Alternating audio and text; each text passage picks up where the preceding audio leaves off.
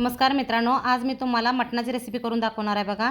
तर आमच्या मुलीच्या सासूबाईने आम्हाला हे मटण दिलेलं होतं गावाकडून शिजवलेलं। त्यांच्या घरी वालगाचा कार्यक्रम होता, तर त्या मटणाची आपण रेसिपी करणार आहोत। रेसिपी पाहूया। बघा, हे गावाकडून मी मटण आणलेलं आहे, शिजवलेलं आहे, शिजवून आणलेलं मटण आहे। तर आज बघा मी तुम्हाला मटणाची रेसिपी सांगणार आहे। तर आमच्या गावाकडे यात्रा होती, यात्रेतून मी मटण आणलेलं आहे बघा, शिजवलेलं पाहुण्यांनी दिलेलं आहे आम्हाला।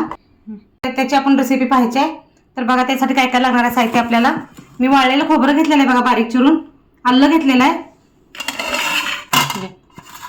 लसूण कोथिंबीर घेतलेलं आहे, थोडेसे तीळ पण घेतलेले आहेत आणि थोडेसे जिरे घेतलेले आहेत। तीळ आणि जिरे दोन्ही भाजून घेतलेले आहेत बघा। आता आपल्याला तर पहिल्यांदा बघा मी खोबरं बारीक करून घेणार आहे। वाळलेलं खोबरं घेतलेलं आहे, आलं घेतलेलं आहे। खोबरं बघा व्यवस्थित बारीक होऊन करून झालेलं आहे। आता आपल्याला यामध्येच बघा कोथिंबीर आणि लसूण घालायचं,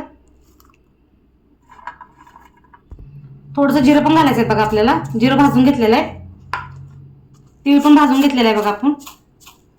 बघा अशा प्रकारे आपला मसाला तयार झालेला आहे बारीक करून मिक्सरला। या कोथिंबीर, आलं, जिरं आणि तीळ घेतलेलं आहे बघा, हे व्यवस्थित एकदम बारीक करून घेतलेलं आहे मी। आता याला आपल्याला फोडणीची तयारी करून घ्यायची। प्रथम मी गॅसवरती पातेलं ठेवलेलं आहे बघा।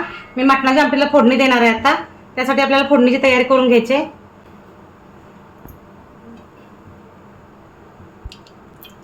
बघा आता थोडंसं जिरं टाकायचं आपल्याला। हे बघा आपल्याला मसाला टाकून आपलं जिरं चांगलं भाजलं बघा, मी मसाला टाकून घ्यायला लागले।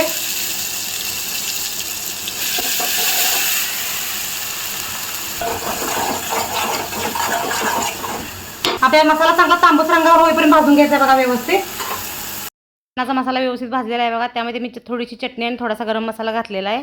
हे बघा मटण शिजलेलं आहे, यामध्ये जास्ती मांदा आहे त्यामुळे हे घट्ट झालेलं आहे, त्यामुळे मी यामध्ये गरम पाणी ओतत आहे बघा।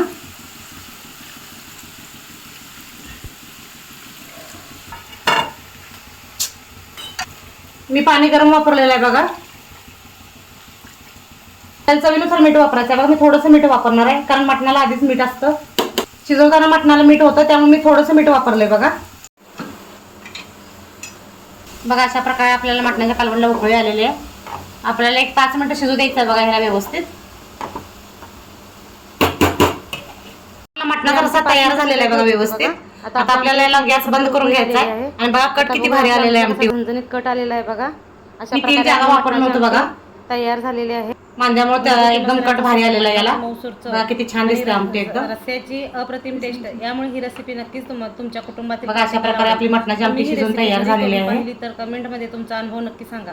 गावाकडचं एकदम मटण बघा एकदम भारी आहे। व्हिडिओ आवडला असेल तर एक लाईक नक्की करा। तुमचा एक लाईक आम्हाला अशाच नवनवीन स्वादिष्ट रेसिपी तुमच्यासाठी घेऊन येण्याची प्रेरणा देते। अशा प्रकारे आपली मटणाची आमटी तयार झालेली आहे। माझा व्हिडिओ आवडला असल्यास माझ्या चॅनलला लाईक करा, सबस्क्राइब